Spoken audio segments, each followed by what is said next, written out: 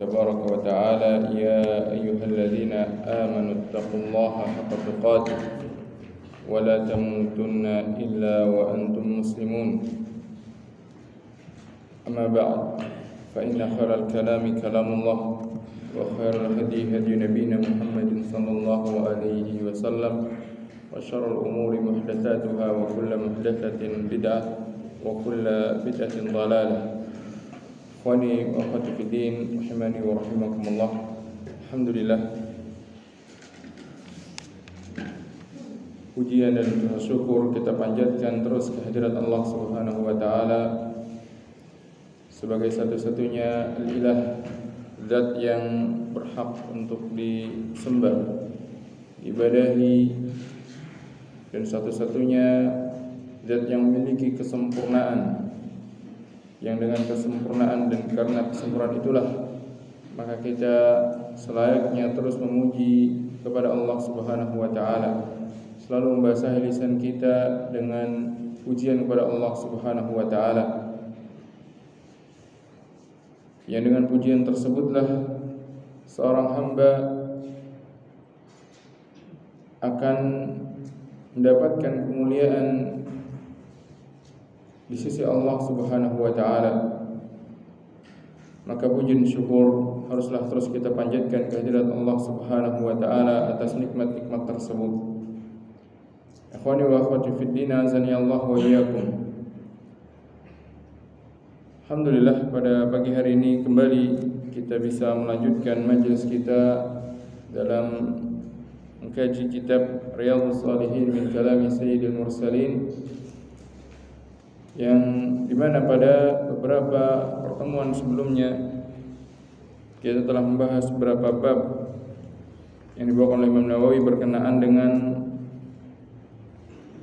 hakikat dari kehidupan dunia dan anjuran untuk mensedikitkan diri, mensedikitkan keinginan dan ambisi kita dalam kesenangan-kesenangan dunia, baik itu hal yang bersifat harta maupun kesenangan-kesenangan lain dari perkara-perkara dunia. Maka setelah dari itu Al-Imam An-Nawawi rahimahullah membawakan bab yang bicara tentang anjuran memiliki sifat al-karam atau sifat kedermawanan, yang kalau seorang telah memahami hakikat dari kesenangan-kesenangan dunia, kenikmatan-kenikmatan dunia yang Allah SWT berikan kepadanya, maka selayaknya dia pun memahami bahwasanya sebagai seorang mukmin, sebagai seorang mukminah, maka dia diperintahkan untuk memiliki sifat al-jud wal karam, sifat kedermawanan dan bermurah hati untuk memberikan apa yang dia miliki kepada pos-pos dari hak-hak yang seharusnya dia tunaikan.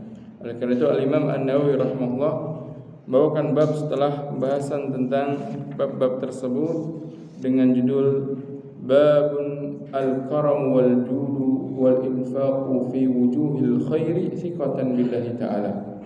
Bab anjuran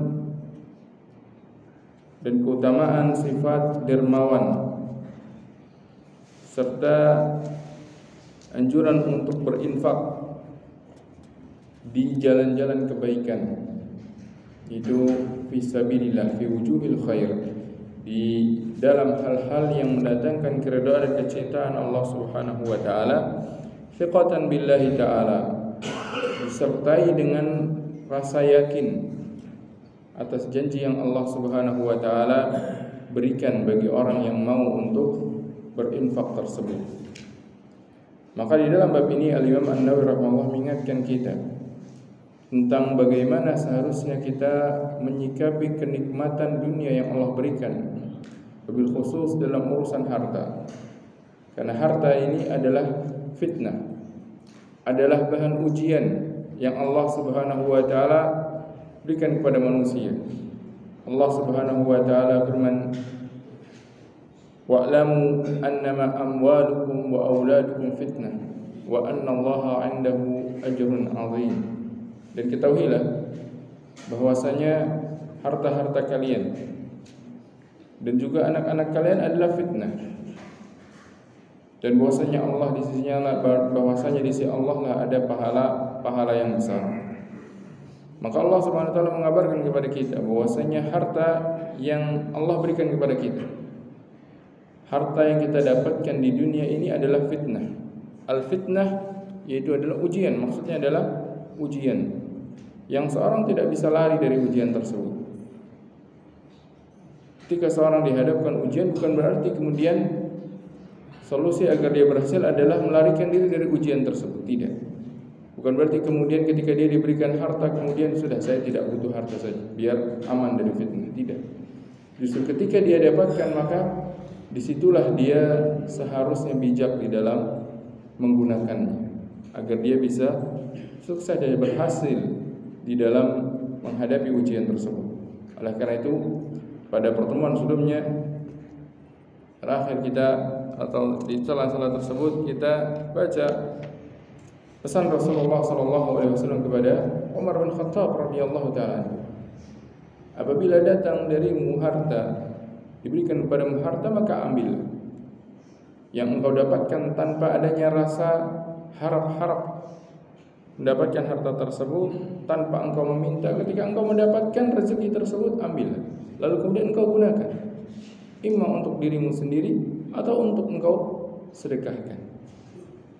Maka harta yang Allah SWT berikan, kenikmatan berupa harta yang didapatkan seorang tanpa adanya rasa keinginan dia untuk mendapatkannya dari tangan orang lain, tanpa dia meminta, ketika ternyata Allah SWT berikan kepadanya, bukan berarti kemudian dia lari dan meninggalkannya dengan alasan ini adalah fitnah, saya tidak mau untuk terus dalam fitnah. Tidak.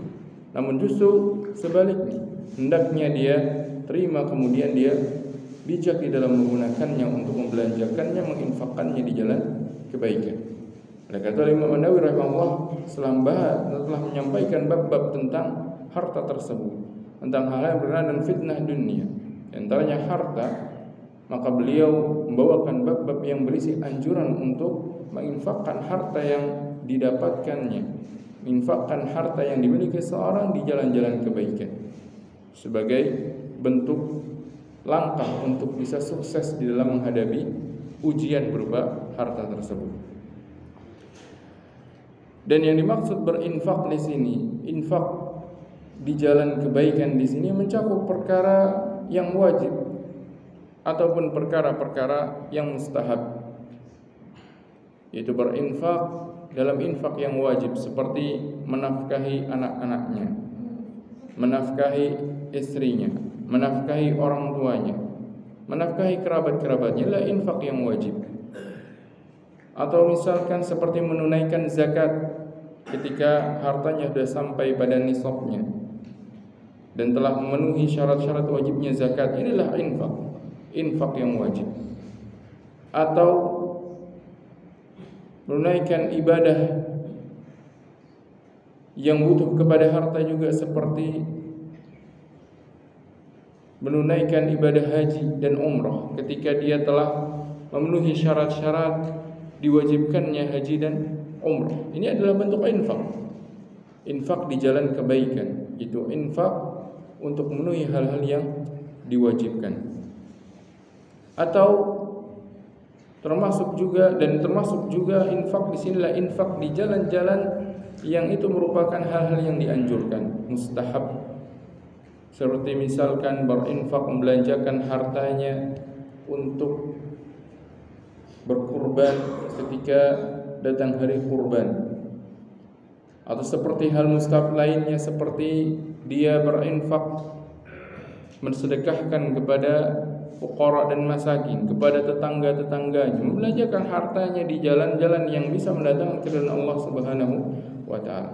Maka dimaksud al-infaq di sini, wujuhul khair di sini mencakup hal-hal yang wajib dan juga mencakup hal-hal yang mustahab.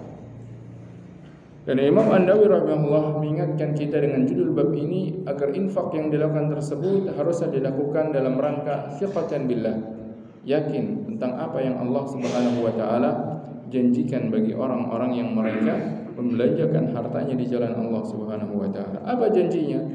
Itu Allah Subhanahu wa taala menjanjikan bahwasanya Allah akan mengganti harta tersebut.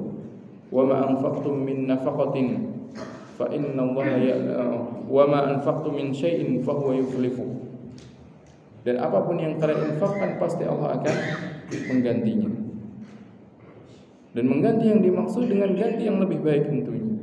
Imma dari segi kamiyahnya, imma dari segi jumlahnya, imma dari segi kaifiyahnya, bentuknya, yaitu pahala yang tetap di sisi Allah Subhanahu wa taala. Itulah ganti yang lebih baik tentunya. Oleh karena itu Rasulullah SAW menyebutkan dalam hadis bahwasanya ma naqasa malun min ma naqasat shadaqatun min malin.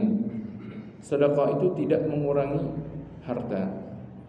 Kenapa tidak mengurangi harta?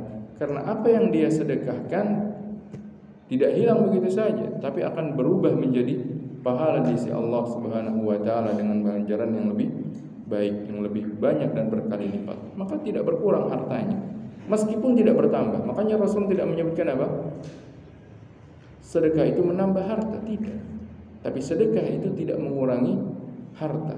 Ada kalanya bertambah, ada kalanya berubah menjadi pahala.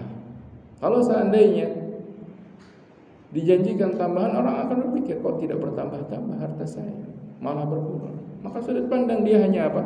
Melihat kepada berkembangnya harta, bertambahnya dengan ganti yang lebih banyak. Namun tidak demikian yang Allah SWT janjikan. Yang Allah SWT janjikan dan Rasulullah kabarkan adalah harta yang dia infakkan akan diganti oleh Allah Subhanahu wa taala dengan ganti yang lebih baik, imma di dunianya, imma di akhiratnya.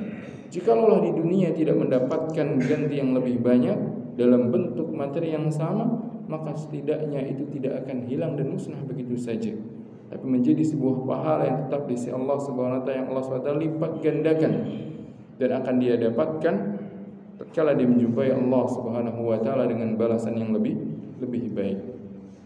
Oleh karena itu Al-Imam An-Nawawi rahimahullah mengingatkan kita tentang bahwasanya ketika kita berinfak di jalan-jalan kebaikan, maka haruslah menghadirkan rasa ats-thiqatu billah, yakin tentang janji yang Allah Subhanahu wa taala berikan ini. Beliau bawakan di dalam bab ini beberapa firman Allah Subhanahu wa taala dan juga hadis-hadis Nabi yang mulia sallallahu alaihi wasallam.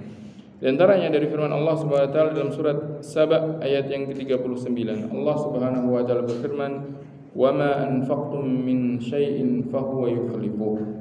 Dan apapun yang kalian infakkan, maka Allah Subhanahu wa taala akan menggantinya, yaitu menggantinya dengan pahala yang lebih baik di sisi Allah Subhanahu wa taala, atau pada sebagian manusia maka Allah Subhanahu wa taala akan menggantinya dengan harta yang lebih banyak dari apa yang telah dia infakkan dari pintu-pintu rezeki yang lain. Bisa jadi ketika dia berinfak kemudian Allah Taala bukakan pintu rezeki yang lain yang akhirnya dia bisa mengembangkan hartanya. Bisa jadi kemudian ketika dia berinfak Allah Taala berikan baginya pintu kebaikan berupa kesehatan. Bisa jadi dengan pintu-pintu kebaikan yang lain. Maka ganti yang Allah SWT berikan di sini tidak Allah sebutkan apa gantinya, tapi Allah SWT sebutkan fahuwa yukhlifu, Allah gantikan. Dengan apa? Dengan bermacam bentuknya. Yang minimal Allah Subhanahu wa taala gantikan dengan pahala yang tidak akan hilang dan akan dia dapatkan kelak pada hari kiamat. Kalau dia jumpa dengan Allah Subhanahu wa taala, maka dia akan mendapatkan ganjaran, yaitu mendapatkan surga yang Allah Subhanahu wa taala janjikan bagi orang-orang yang beriman. Dan juga dalam surat Al-Baqarah ayat 272 Allah Subhanahu wa taala firman, "Wa ma tunfiqu min khairin fali anfusikum." Dan apa yang kalian infakkan berupa kebaikan, fali anfusikum, maka sungguhnya itu adalah bagi diri kalian. Wa ma tunfiquna illa ibtigha'a wajhillah. Dan selayaknya tidaklah kalian berinfak melainkan untuk mengharapkan wajah Allah Subhanahu wa taala. Wa ma tunfiqu min khairin yuwaffa ilaikum wa antum la tudlamun. Dan apa yang kalian infakkan dari kebaikan maka niscaya akan diganjar kepada kalian dan kalian tidak dizalimi. Ini menunjukkan bahwasanya apa? Allah Subhanahu wa taala menjanjikan bagi kita balasan yang lebih baik dari apa yang kita infakkan. Dan bahwasanya hakikatnya seorang yang dia berinfak itu adalah untuk dirinya sendiri. Allah SWT tidak butuh pada harta yang dia infakkan. Allah SWT zat yang maha kaya. Oleh karena itu Allah Subhanahu wa taala firman, "Wa ma khalaqtul jinna wal insa illa liya'budun ma uridu minhum an yut'imun. Innallaha huwar razzaqu dzul quwwatil matin." Aku tidak ingin diri mereka untuk mereka memberikan makan kepada Allah. SWT tidak butuh kepada harta-harta kita. Allah SWT tidak butuh kepada apa yang kita infakkan. Namun justru apa yang kita infakkan itu kembalinya adalah untuk kita sendiri. Oleh kata Allah SWT sebutkan, "Wa ma anfaqtum min khairin fali anfusikum." Dan juga ayat yang ketiga yang beliau bawakan di sini dalam surat Al-Baqarah, di ayat yang 273 ayat selanjutnya Allah Subhanahu wa taala firman, "Wa ma tunfiqu min khairin fa innallaha bihi alim." Dan apapun yang kalian infakkan berupa kebaikan, maka sesungguhnya Allah Maha mengetahui. Ini menunjukkan bahwasanya tidak akan sia-sia apa yang diinfakkan dengan hartanya.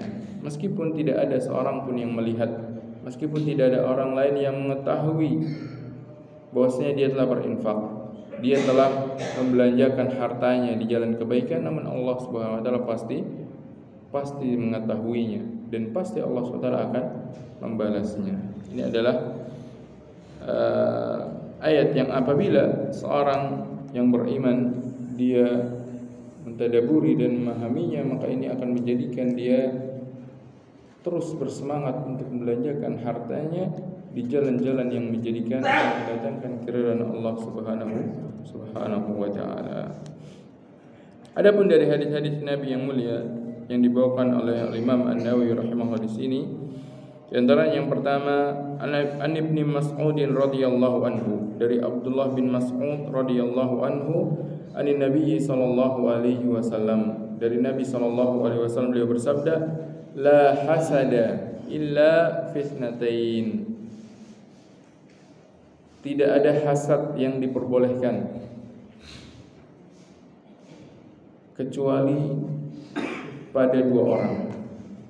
La hasada, tidak ada hasad. Maksudnya hasad di sini adalah ingin untuk menjadi seperti fulan, ingin untuk mendapatkan seperti apa yang didapatkan oleh fulan, kemudian melakukan seperti yang dilakukan oleh si fulan.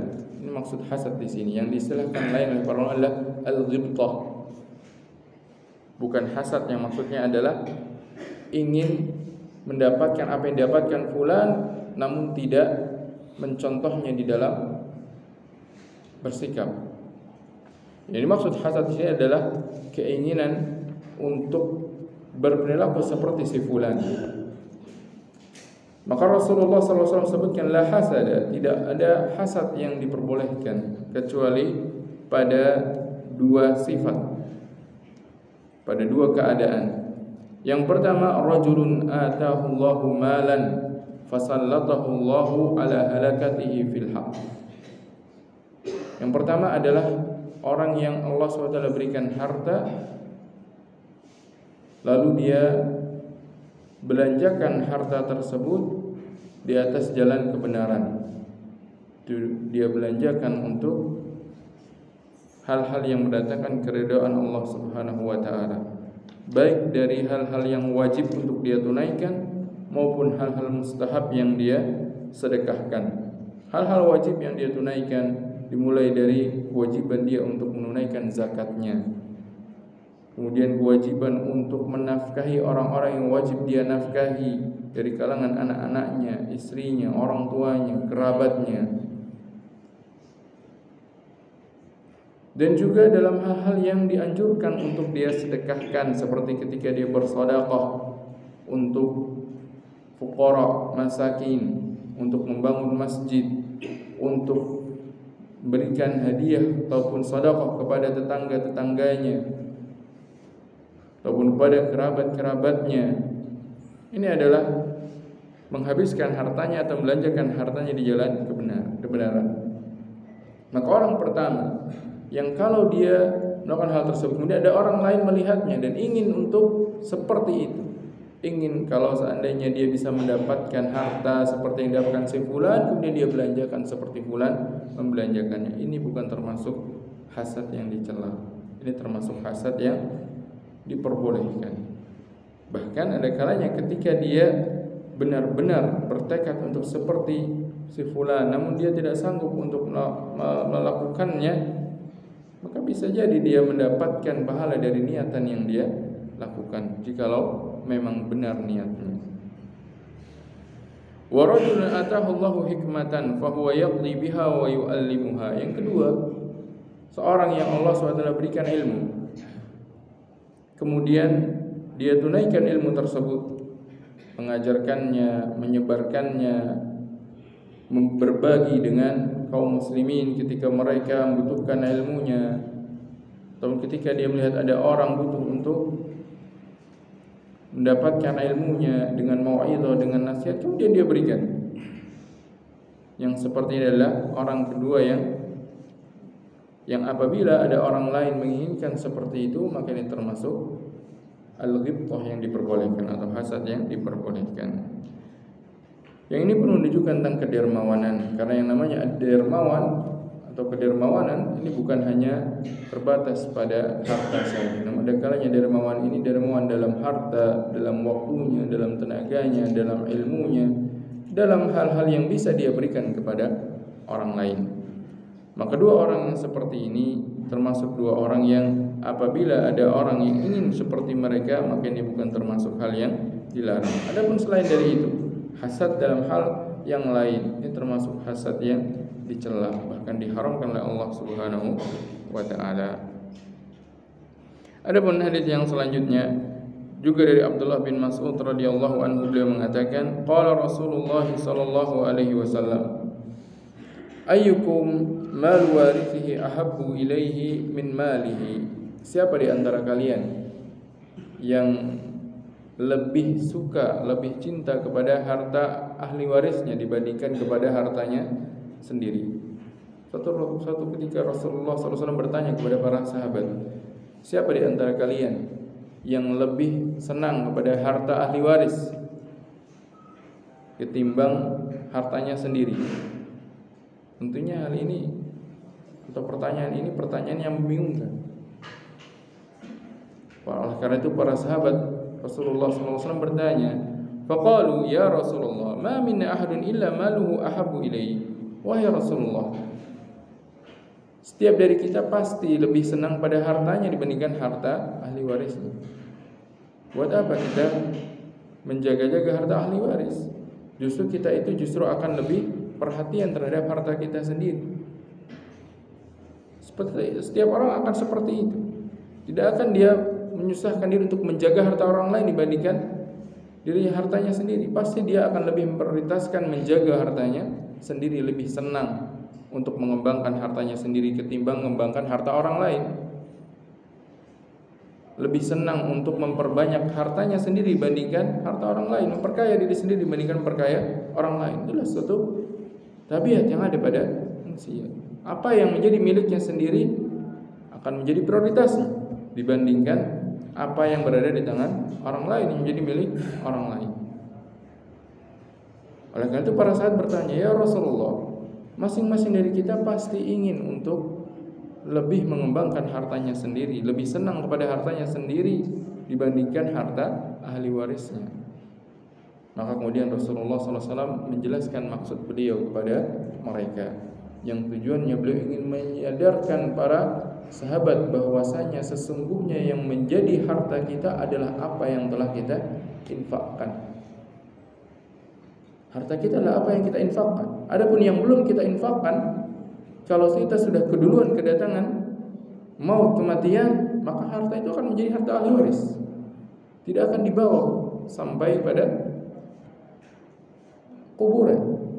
Oleh karena itu Rasulullah SAW bersabda, fa inna malahu ma qaddama wa ma la warithihi ma akhara. Maka ketahuilah, sesungguhnya harta kamu itu, harta yang ingin engkau kembangkan itu adalah apa yang telah engkau infakkan. Itulah yang akan menjadi hartamu. Adapun apa yang belum engkau infakkan, yang saat ini masih berada di tangan, maka ini belum tentu menjadi harta kita. Bisa jadi adalah harta ahli waris kita kalau kita sudah keduluan meninggal sebelum membelanjakannya. Maka ini merupakan sebuah anjuran agar seorang bersegera untuk membelanjakan harta yang di jalan kebaikan, agar menjadi semakin berkembang harta yang telah dia dapatkan, agar semakin tetap pahala yang dia dapatkan dan dia kelak akan menuainya di hari akhir. Maka Rasulullah SAW menjelaskan kepada kita semua, sebenarnya yang menjadi harta kita itu apa sih? Harta kita itu yang mana? Harta kita itu adalah apa yang telah kita belanjakan di jalan Allah Subhanahu wa taala. Itulah harta kita. Maka kalau kita sedikit membelanjakan jalan Allah, maka berarti harta kita sedikit. Tapi semakin kita banyak membelanjakan di jalan Allah Subhanahu wa taala, semakin banyak yang kita infakkan di jalan-jalan yang mendatangkan keridhaan Allah Subhanahu wa taala, maka justru semakin banyak harta yang kita miliki. Demikianlah harusnya cara pandang seorang mukmin di dalam melihat harta. Yang menjadi hartanya adalah apa yang telah dia infakkan. Adapun yang belum dia infakkan ini masih tertahan, masih belum masuk ke dalam kepemilikannya, masih bisa untuk hilang dari tangannya, masih bisa dia sendiri yang keduluan meninggalkan harta-harta tersebut sehingga menjadi milik ahli warisnya. Maka Rasulullah SAW mengatakan kepada mereka, pada para sahabat radhiyallahu anhu, fa inna malahu ma qaddama wa ma lawarithihi ma akhara. Sesungguhnya harta masing-masing dari kita adalah apa yang telah dia infakkan, itu hartanya. Adapun apa yang belum dia infakkan, yang masih dia tunda, saat ini masih berada di tangannya, masih berada di rekeningnya, ini sebenarnya adalah harta ahli waris. Kalau dia sudah meninggal tidak akan bisa bermanfaat baginya. Karena Rasulullah SAW bersabda, "Idza mata ibnu Adam inqata'a amalu." Apabila telah meninggal anak Adam maka telah terputus amalannya. Kalau dia sudah meninggal, ya sudah, dia tidak bisa menginfakkan hartanya kecuali dia telah berwasiat sebelum meninggal. Kalau dia meninggal, tolong jadikan ini di jalan kebaikan ini dan itu. Bangunkan masjid untuk ini dari harta ini, infakkan kepada si fulan dari harta ini, dan itu pun terbatas. Tidak bisa lebih dari apa? Dari sepertiga harta yang dia miliki. Tapi selama dia hidup dia bisa menginfakkan lebih dari sepertiganya. Namun ketika dia meninggal, dia hanya menyisakan wasiat, dia hanya diizinkan untuk bisa memberikan wasiat, sedekah atau infak sepertiga dari harta yang dia miliki. Maka hendaknya bersegera untuk memperbanyak harta kita, bersegera untuk terus mengembangkan harta kita dengan cara apa? Menginfakkannya di jalan Allah Subhanahu wa taala, di jalan-jalan kebaikan, baik di dalam hal-hal yang wajib untuk kita tunaikan maupun hal-hal yang mustahab dari apa yang harus kita sedekahkan. Hadis lain yang juga beliau bawakan di dalam bab ini, An Jabir radhiyallahu anhu qala, dari Jabir bin Abdullah radhiyallahu taala anhu, beliau mengatakan, "Ma su'ila Rasulullah sallallahu alaihi wasallam syai'an qat faqala la." Tidaklah pernah Rasulullah sallallahu alaihi wasallam mengatakan tidak apabila beliau diminta sesuatu. Ini menunjukkan bagaimana keteladanan Nabi yang mulia sallallahu alaihi wasallam ketika beliau diminta. Ketika ada orang meminta harta pada Nabi sallallahu alaihi wasallam, maka beliau sallallahu alaihi wasallam akan memberikannya. Tidak mengatakan tidak. Ini menunjukkan bagaimana kedermawanan Nabi sallallahu alaihi wasallam.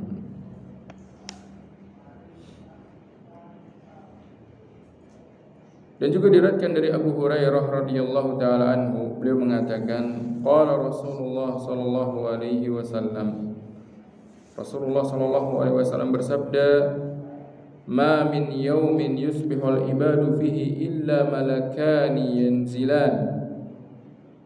Tidaklah ada satu hari yang dilalui oleh hamba-hamba Allah Subhanahu wa taala, itu apabila setiap dari kita melalui hari-harinya, pada setiap harinya maka ada dua malaikat yang turun. Fayaqulu ahaduhuma, maka salah satu dari dua malaikat itu mengatakan, Allahumma a'ti munfiqan khalafan. Dia berdoa, ya Allah, berikanlah ganti kepada orang yang berinfak. Wa yaqulul akhar, dan yang lain mengatakan, Allahumma a'ti mumsikan talafan. Ya Allah, berikanlah kebinasaan, berikanlah kehancuran, kerugian kepada orang yang menahan dirinya dari berinfak. Maka pada setiap hari ada dua malaikat, yang satunya dia berdoa, ya Allah, berikanlah ganti kepada orang yang berinfak. Yang satunya dia berdoa, ya Allah, berikanlah kehancuran, kerugian, kebangkrutan bagi orang yang dia tidak mau untuk berinfak. Setiap hari seperti ini ada dua malaikat yang mereka mendoakan. Yang satu dia mendoakan kebaikan bagi orang yang mau berinfak, yang satu dia mendoakan keburukan bagi orang yang dia tidak mau berinfak. Maka pada setiap hari kita wajib untuk berinfak. Setiap hari kita wajib untuk berinfak, tidak terkecuali.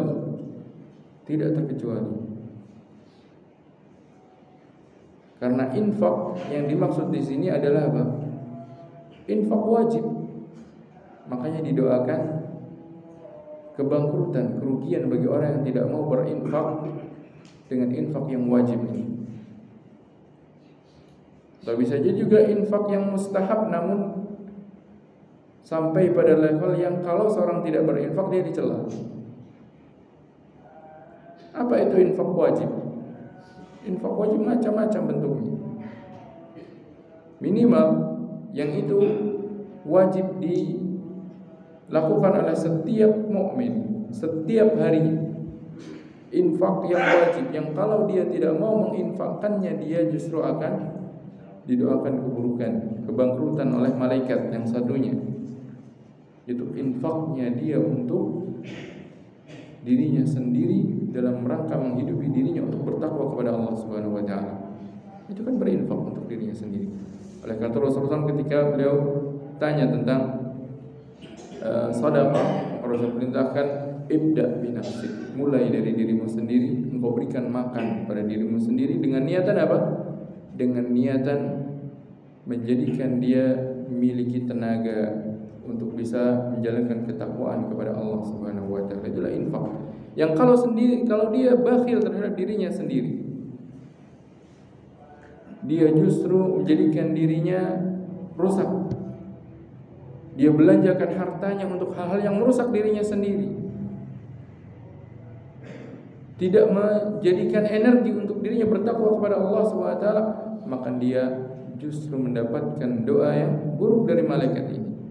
Dia belanjakan hartanya sekian, ternyata apa yang dia belanjakan ini justru merusak dirinya sendiri, menjadikan dia lemah, tidak bisa menjalankan ketakwaan kepada Allah Subhanahu wa taala. Maka berarti dia tidak berinfak di hari tersebut di jalan kebaikan. Adapun seorang yang dia berinfak dari infak-infak yang wajib dia tunaikan untuk dirinya, untuk anak-anaknya, kalau dia memiliki anak-anak, dia infakkan, berikan makan kepada mereka dengan menghadirkan niat bahwasanya dia ini memiliki kewajiban untuk menafkahi mereka.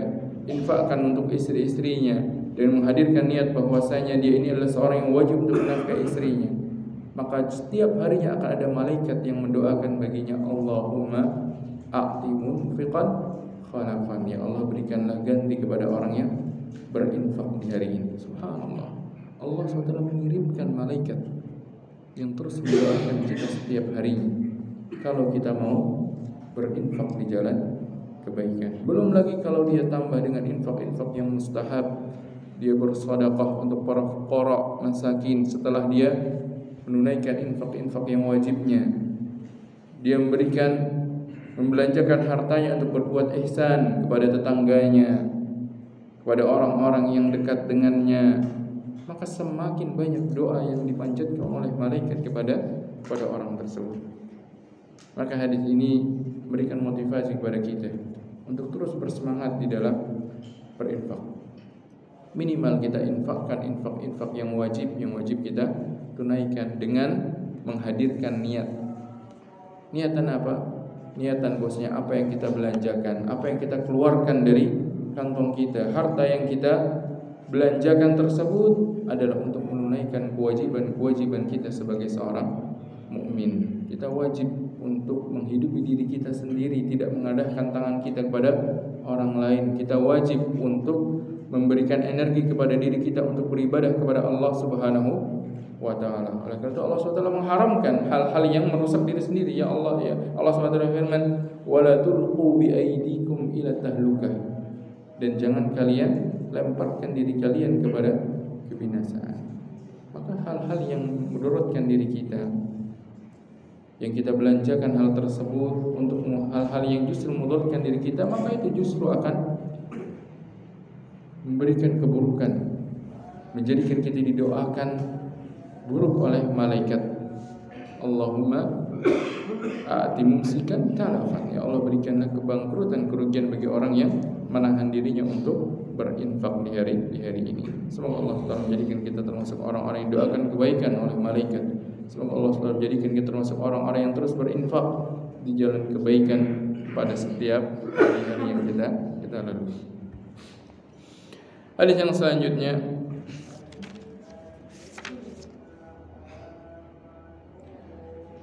dari Anas bin Malik radhiyallahu taala anhu, beliau mengatakan, "Ma su'ila Rasulullah sallallahu alaihi wasallam 'alal Islam syai'an illa a'tah." Tidaklah Rasulullah sallallahu alaihi wasallam diminta sesuatu dengan alasan keislaman. Beliau sallallahu alaihi wasallam apabila ada seorang datang meminta beliau dengan alasan keislaman, maksudnya apa? Bisa jadi orang yang minta ini adalah orang yang dia sudah mulai cenderung kepada Islam, dia masih dalam keadaan kufur, dia ingin mencari tahu tentang Islam, coba-coba untuk mendekat, kemudian mencari-cari informasi tentang Islam. Namun dia ini orang yang minta pada Rasulullah SAW, minta suatu, ngecek dulu gimana sih kepribadiannya Rasulullah SAW, gimana sih kaum muslimin itu sebenarnya. Belum mau dia untuk menerima Islam, belum mau dia untuk langsung kemudian masuk ke dalam Islam. Dia coba-coba cari tahu dulu. Nah, seperti itulah manusia. Kadang kalau dia baru di awal-awal jalan hidayah, baru mengenal hidayah, dia malu untuk kemudian langsung masuk ke dalam hidayah tersebut. Dia coba dulu mendekat, coba dulu mendengar, coba dulu mencari tahu. Maka apabila ada seorang yang dia meminta kepada Rasulullah SAW dengan alasan keislaman, maka Rasulullah SAW tidaklah kemudian menolak permintaan yang dia minta. Maka itu kata Anas, tidak pernah Rasulullah SAW apabila beliau diminta sesuatu melainkan beliau akan memberikan, pasti akan beliau berikan.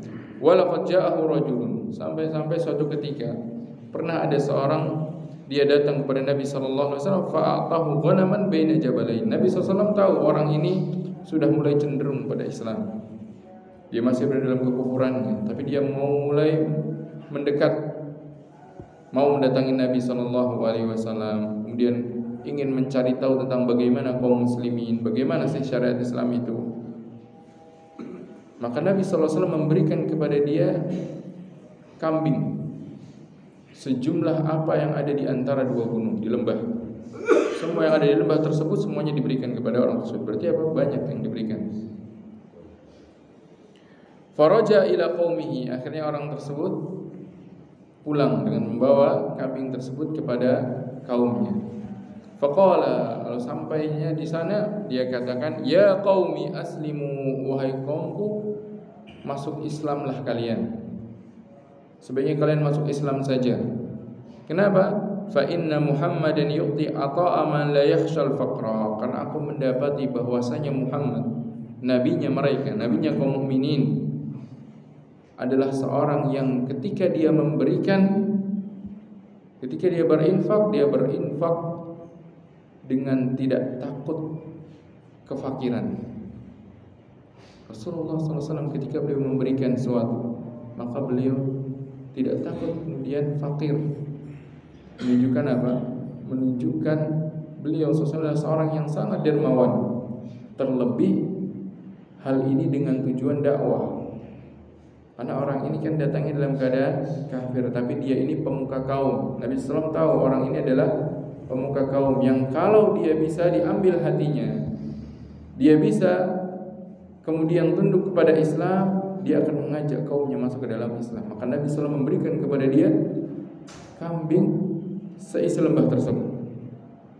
Dan ternyata akhirnya berhasil dia masuk ke dalam Islam dan dia mengajak kaumnya untuk masuk ke dalam Islam.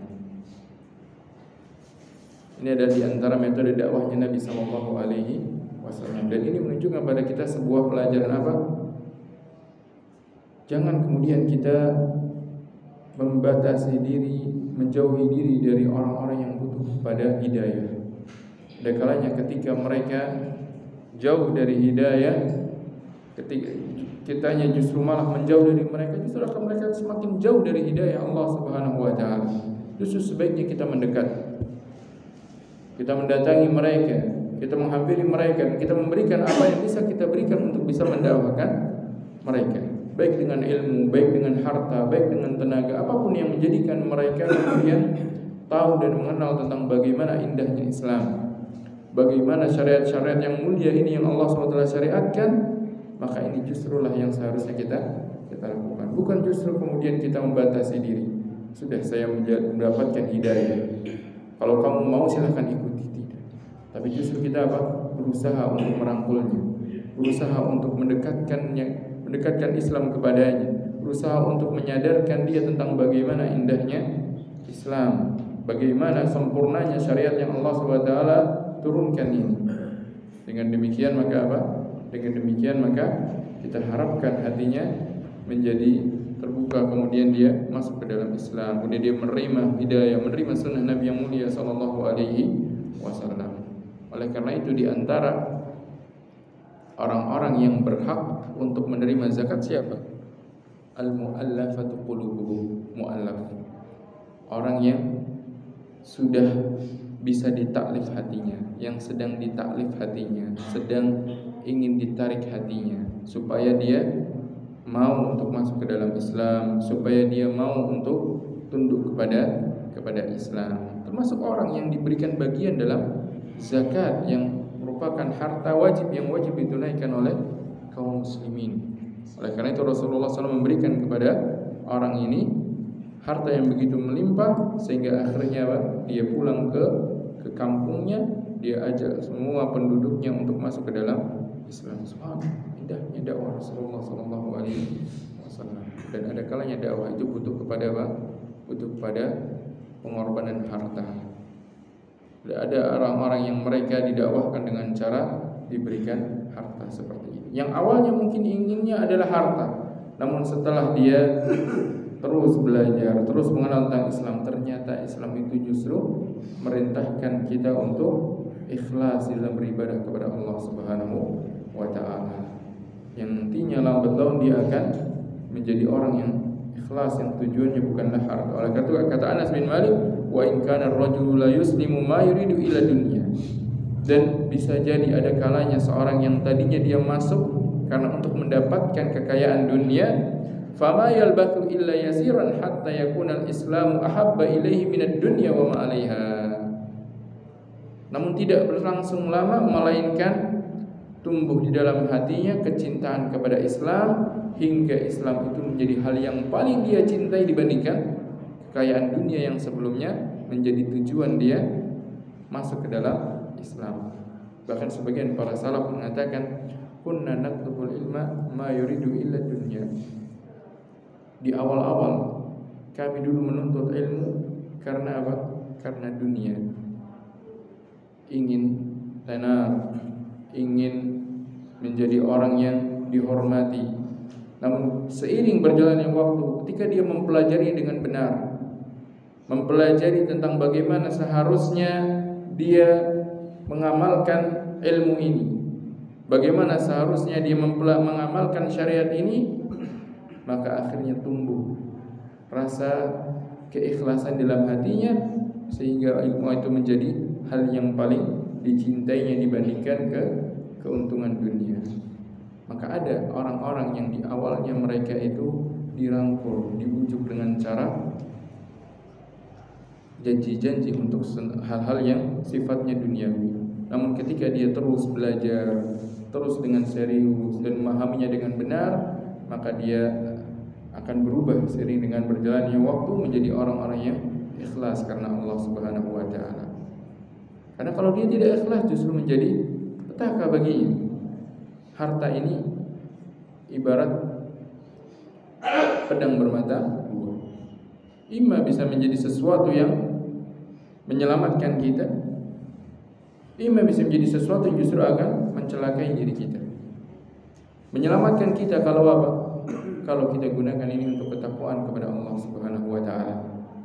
Mencelakakan diri kita kalau apa? Kalau ternyata kita belanjakan dalam hal-hal yang mendatangkan kemurkaan Allah Subhanahu wa taala. Begitu juga ilmu. Begitu juga ilmu. Ilmu ini kalau kita gunakan, kita amalkan sesuai dengan apa yang Allah SWT dan Rasulnya perintahkan, ini akan menyelamatkan kita, mengangkat derajat kita. Oleh karena Allah SWT firman, yarfa'illahu alladhina amanu minkum walladhina utul ilma darajat. Allah mengangkat derajat orang yang beriman dan juga orang-orang yang diberikan ilmu ini beberapa derajat. Namun sebaliknya, ilmu ini justru bisa juga menjadi malapetaka bagi orang yang mempelajarinya atau memilikinya. Kalau apa? Kalau ilmu tersebut dia gunakan untuk membangga-banggakan dirinya. Kalau ilmu tersebut dia gunakan untuk mencari keuntungan duniawi. Kalau ilmu tersebut tidak dia amalkan. Oleh karena itu Rasulullah SAW kabarkan kepada kita tentang 3 orang yang menjadi bahan bakar pertama api neraka. Di antaranya salah satunya apa? Seorang yang dia apa? Alim. Orang dia alim. Ketika dia ditanya, apa yang engkau lakukan dengan ilmu? Kenapa engkau menuntut ilmu? Dia katakan, aku mempelajarinya karenamu ya Allah. Namun ternyata Allah SWT bongkar rahasianya. Allah SWT buka tabirnya. Justru engkau mempelajarinya liyuqala alim, supaya engkau dikatakan sebagai orang yang berilmu. Orang alim dapat ketenaran, dapat kehormatan di mata manusia. Keuntungan dunia. Liyuqala qari, supaya engkau dikatakan sebagai orang yang pandai membaca Al-Quran. Subhanallah. Akhirnya apa? Fa umira fa ulqiya finnar. Akhirnya diperintahkan untuk dilemparkan ke dalam neraka. Maka begitu juga ilmu. Ilmu itu bisa menjadi sesuatu yang menyelamatkan kita, atau justru sebaliknya, sesuatu yang justru akan mencelakai kita. Semoga Allah SWT menyelamatkan kita dengan ilmu yang telah kita pelajari. Semoga Allah SWT menjadikan ilmu yang kita pelajari adalah ilmu yang bermanfaat, ilmu yang kita amalkan. Maka para salafun salih rahimahullah ta'ala, mereka mengawali menuntut ilmu itu dengan keikhlasan. Namun ada di antara mereka yang mengungkapkan bahwasanya awalnya mereka menuntut ilmu adalah untuk perkara dunia.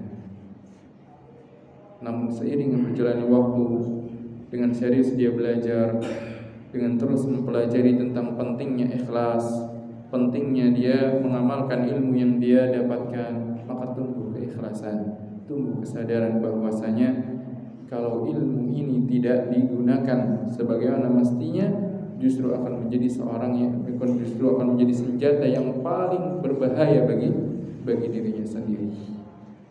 Nasallallahu alaihi. Nah, oleh karena itu kata Anas bin Malik, dan bisa jadi seorang yang dia masuk Islam pertama kali dia menginginkan dunia, lalu seiring berjalannya waktu akhirnya Islam itu menjadi sesuatu yang paling dicintainya dibandingkan dunia. Dan tentunya ini menunjukkan juga tentang pentingnya peran harta di dalam dakwah. Pentingnya orang-orang dermawan di dalam berdakwah ini. Mereka berdakwah dengan harta mereka. Bagaimana ada orang-orang juga mereka berdakwah dengan ilmu mereka. Hadis yang selanjutnya dari Abu Hurairah radhiyallahu taala anhu, bahwasanya Rasulullah sallallahu alaihi wasallam bersabda, "Ma naqasat shadaqatun min malin wa ma zadallahu 'abdan bi afwin illa 'izzan wa ma tawadda'a ahadun illa rafa'ahu Allahu azza wa jalla." Rasulullah SAW bersabda, sedekah tidaklah mengurangi harta. Sedekah tidak mengurangi harta, kata Nabi sallallahu alaihi wasallam. Kita harus yakin hal itu. Apa yang dia sedekahkan, apa yang dia infakkan di jalan Allah Subhanahu wa taala, di jalan kebaikan yang mendatangkan keridhaan Allah Subhanahu wa taala, baik itu sedikit ataupun banyak, itu tidak akan mengurangi harta. Kok bisa dikatakan tidak mengurangi harta? Dia punya harta 10 juta, disedekahkan 1 juta, kan berkurang jadi 9 juta. Hitungannya kan matematika seperti itu ya. Atau ada yang hitung 10 kurang 1 jadi 11. Kan enggak begitu dengan matematika ya. Namun ternyata tidak demikian cara pandang seorang mukmin di dalam urusan sedekah. Seorang mukmin dia melihatnya kepada apa? Kepada harta ini berubah menjadi apa? Ternyata apa yang dia sedekahkan, Allah Subhanahu wa taala telah menjanjikan apa? Ma anfaqtum min syai'in fahuwa yuflih. Apa yang kalian infakkan maka Allah pasti akan menggantinya. Menggantinya dengan apa? Menggantinya dengan pahala. Sudah pasti kalau pahala. Kalau digantinya dengan harta juga, maka Allah berikan harta dunia kepada siapapun, baik orang itu Allah cintai ataupun tidak Allah cintai. Maka bukan menjadi sebuah kepastian harta itu akan berganti jumlahnya, bertambah jumlahnya. Tapi sudah pasti kalau apa? Kalau berganti wujudnya menjadi sebuah pahala. Sesuatu yang pasti. Makanya tidak berkurang. Tidak akan berkurang. Dia infakkan 1 juta, apakah pahalanya senilai 1 juta? Tidak. Bahkan Rasulullah SAW kabarkan kepada kita apa? Dilipat gandakan 10 kali sampai 700 kali lipat. Wa man hamma bihasanatin fa'amilaha katabahu Allahu lahu 'indahu asyra hasanati ila 700 dhi'fin. Barang siapa dia menginginkan melakukan sebuah kebaikan, ingin berinfak, kemudian dia lakukan, kemudian dia infakkan, maka Allah SWT akan menulis baginya di sisi Allah Subhanahu wa taala 10 kali kebaikan, dilipat gandakan 10 kali. Kita berinfak 1 juta, maka ditulis pahalanya infak 10 kali lipatnya, sampai 700 kali lipat. Makanya Allah SWT menjanjikan, man jaa'a bil hasanati falahu asyru amsalha. Barang siapa dia datang kelak pada hari kiamat dengan membawa kebaikan, maka dia akan mendapatkan 10 kali lipat. Maka menjadi berkali lipat untungnya, tidak berkurang tapi justru semakin bertambah, tapi dalam wujud pahala. Namun ada kalanya juga kemudian Allah Subhanahu wa taala berikan kepada sebagian orang ganti dari wujud, dari jumlahnya, dibukakan baginya pintu rezeki yang lain. Yang tadinya mungkin ketika dia tidak berinfak, dia hanya mendapatkan dalam sehari penghasilannya 100.000. Ketika dia berinfak, ternyata hari tersebut dia mendapatkan 2 kali lipatnya, 200.000, 300.000. Pada sebagian orang ada yang memang seperti itu. Namun sesuatu yang sudah pasti adalah pahalanya. Oleh karena itu Rasulullah SAW tidak berbohong dalam hadis ini. Tidak mungkin Rasul berbohong. Rasul adalah as-sadiqul masduq. Maka Rasulullah SAW sebutkan, ma naqasat shadaqatun min malin. Sedekah itu tidak akan mengurangi harta. Wa ma zadallahu 'abdan bi afwin illa izzan. Dan Allah Subhanahu wa taala akan menambah kemuliaan pada seorang hamba dengan sebab dia memaafkan. Maka apabila seorang dia memaafkan orang yang berbuat salah kepadanya, maka justru akan menambah kemuliaan baginya. Oleh karena itu Allah SWT sebutkan apa?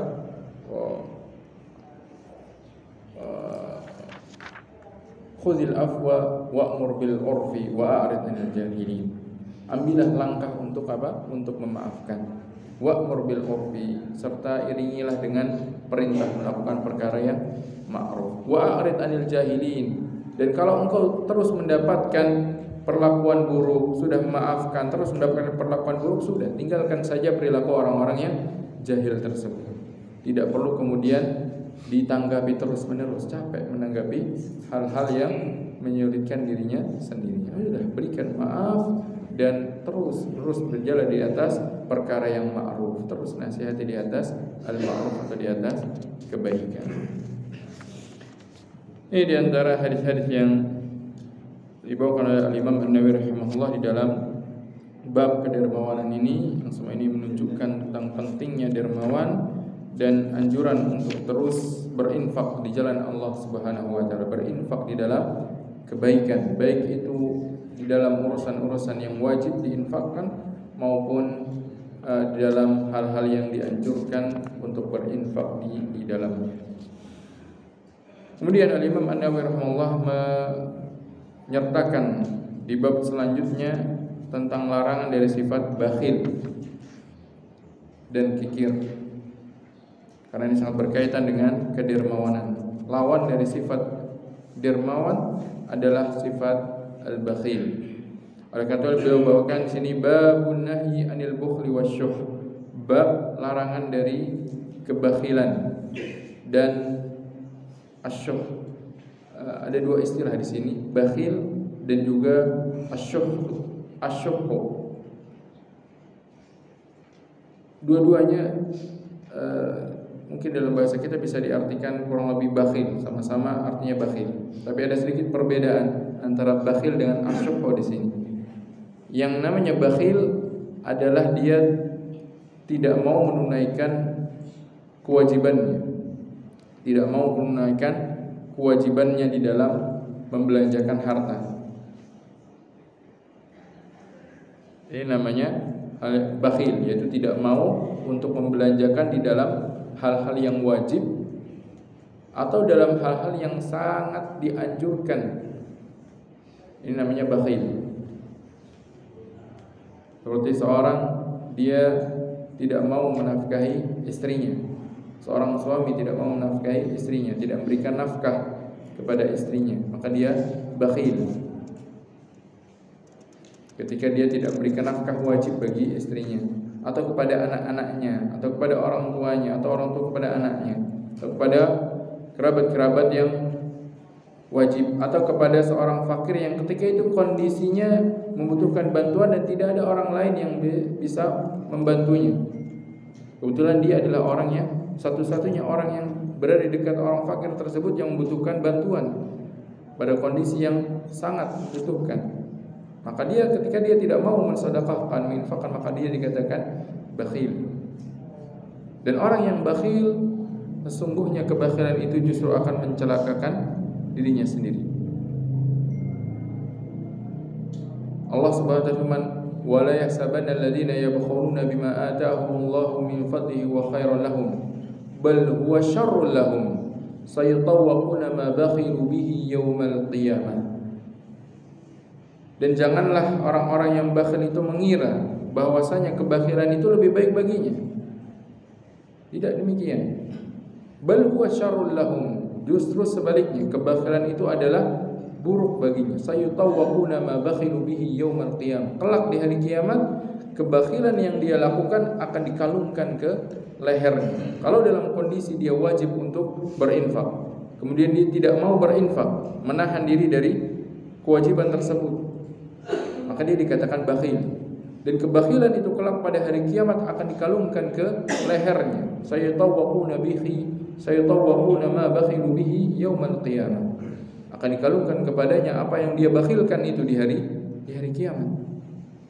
Hartanya sudah mencapai nisab zakat, sudah melalui haul, sudah terpenuhi padanya syarat-syarat wajib zakat, tidak mau dia tunaikan zakat, dia lari dari penunaian zakat, maka kelak akan dikalungkan padanya pula pada hari kiamat. Dia memiliki orang-orang yang wajib dia nafkahi, istri dan anak-anaknya. Dia bakhil, tidak mau untuk memberikan nafkah kepada istri dan anak-anaknya. Akhirnya istri dan anak-anaknya harus apa?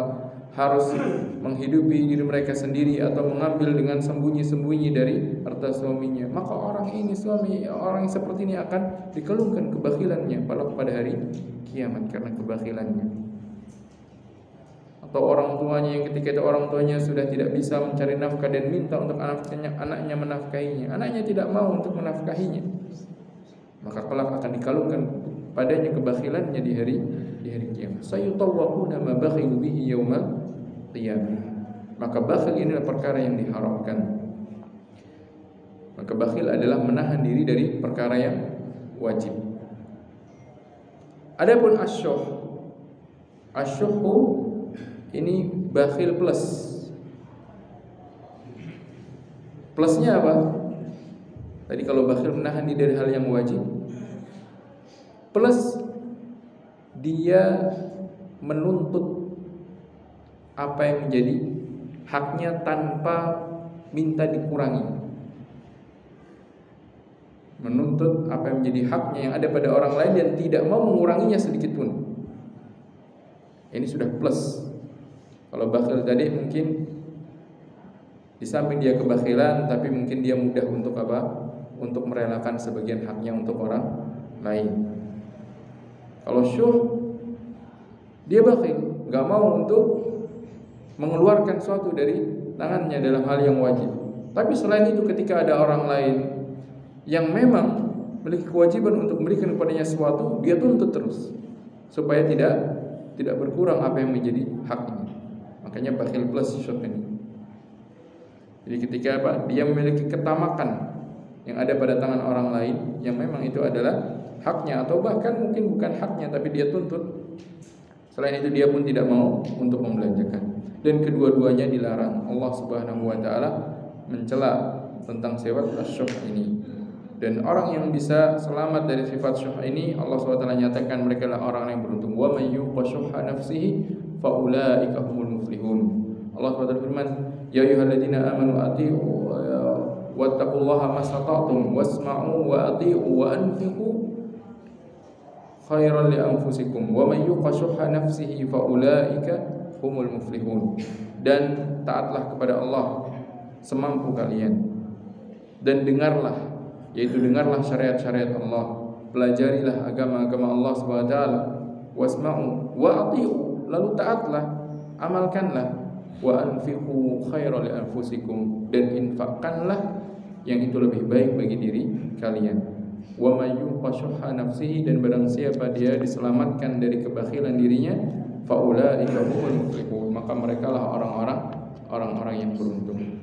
Maka di dalam dua ayat ini yang dibawakan oleh Imam An-Nawawi rahimahullah dalam bab ini menunjukkan tentang haramnya sifat bakhil dan sifat asyuh, sifat bakhil serta plus tamak terhadap apa yang ada di tangan orang lain. Bahkan Rasulullah SAW bersabda, ittaqu asyuh, waspadalah kalian terhadap sifat asyuh, tamak dan bakhil. Bakhil plus tamak. Fa inna syuhha ahlaka man kana qablakum, karena sifat ini, kebakhilan dan ketamakan, adalah sifat yang membinasakan orang-orang sebelum kalian. Hamalahum ala an safaku dima'ahum. Sifat bakhil plus tamak ini menjadikan orang-orang sebelum kita saling menumpahkan darah. Wastahallu maharimahum, dan menjadikan mereka menghalalkan kehormatan-kehormatan satu dengan yang lain. Waliyadzubillah. Maka kita berlindung kepada Allah Subhanahu wa taala dari sifat bakhil, sifat tamak ini, sifat al-bukhlu wasyuh, agar kita selamat dari apa yang telah menimpa umat-umat sebelum kita berupa perebutan harta, berupa kelaliman di dalam menginjak-injak kehormatan satu dengan yang lainnya. Dan Allah Subhanahu wa taala telah menjanjikan bagi orang-orang yang mau untuk meninggalkan sifat bakhil, menjauhi dari sifat bakhil, bahwasanya Allah Taala akan mudahkan jalannya menuju kebaikan. Adapun orang-orang yang bakhil, maka Allah akan persulit jalannya. Allah akan sempitkan jalan dan menjadikan tempat berakhirnya adalah di neraka. Allah Subhanahu wa taala, wa fa amma man a'ta wattaqa wa saddaqa bil husna fasanuyassiruhu lil yusra wa amma man bakhila wastaghna wa kadzdzaba bil husna fasanuyassiruhu lil usra. Dan adapun orang-orang yang dia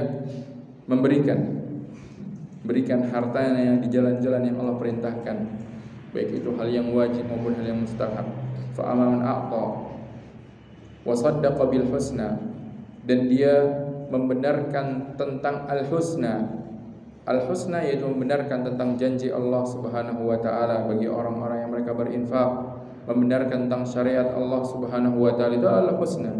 Dan membenarkan bahwasanya balasannya lebih baik, karena al-husna itu kata muannas dalam bahasa Arab, sifat muannas dari sifat ahsan, seperti asmaul husna itu adalah muannas dari mudzakarnya ahsan, yang paling baik.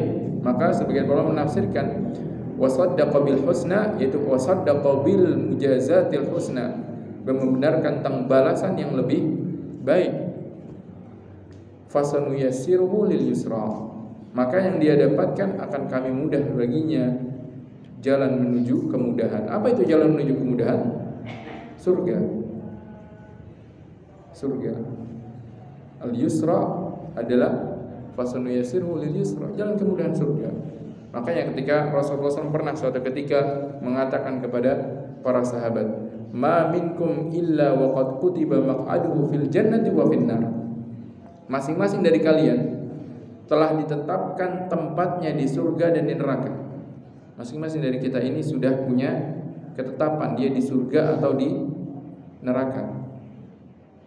Sebelum kita dilahirkan kita sudah ditetapkan kita di surga atau di neraka. Kalau gitu buat apa ya capek-capek beramal kan? Sama para sahabat ketika mendengar sabda Nabi yang mulia sallallahu seperti itu pun bertanya, ya Rasulullah, afala nattaqil famal amal? Afala nattaqil, kalau gitu buat apa kita beramal? Kalau sudah ditetapkan jadi surga atau di neraka. Maka Rasulullah SAW menjawab mereka, i'malu fakullun muyassarun lima khuliqalah. Tetaplah beramal karena masing-masing dari kalian akan dimudahkan langkahnya kepada apa yang telah menjadi takdirnya.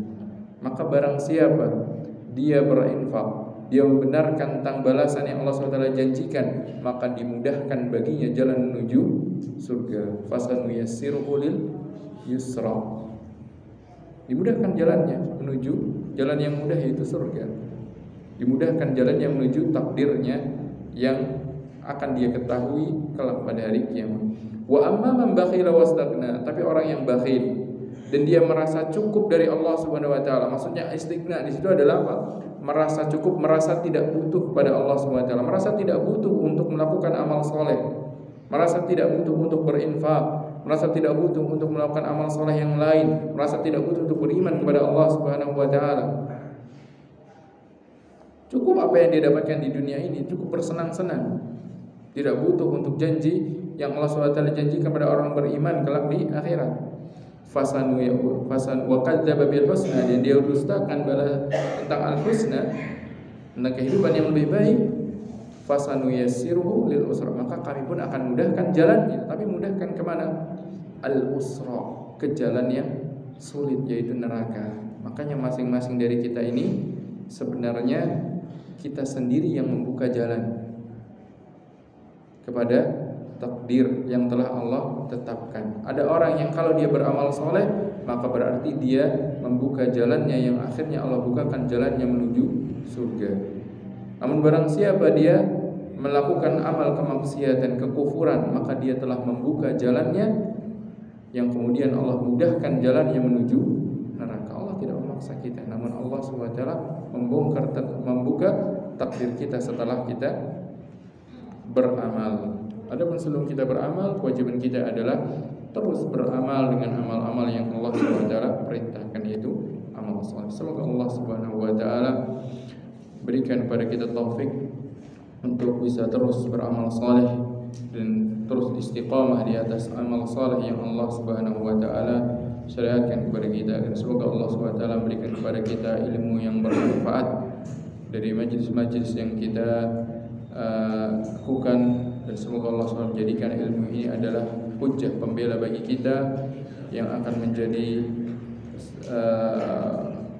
bekal kita untuk bisa mendapatkan kebahagiaan di sisi Allah Subhanahu wa taala. Allahumma. Wa ni wa fatu fid din azan ya Allah wa iyyakum. sampai di sini dulu pembahasan kita pada pagi hari ini. Semoga menjadi ilmu yang bermanfaat dan amal yang soleh, dan semoga Allah SWT menyelamatkan kita dari sifat kebakhilan. Wassalamualaikum warahmatullahi wabarakatuh. Subhanakallahumma bihamdik, asyhadu an la ilaha illa anta, astaghfiruka wa atubu ilaik. Wa akhiru da'wana alhamdulillahi rabbil alamin. Assalamualaikum warahmatullahi wabarakatuh.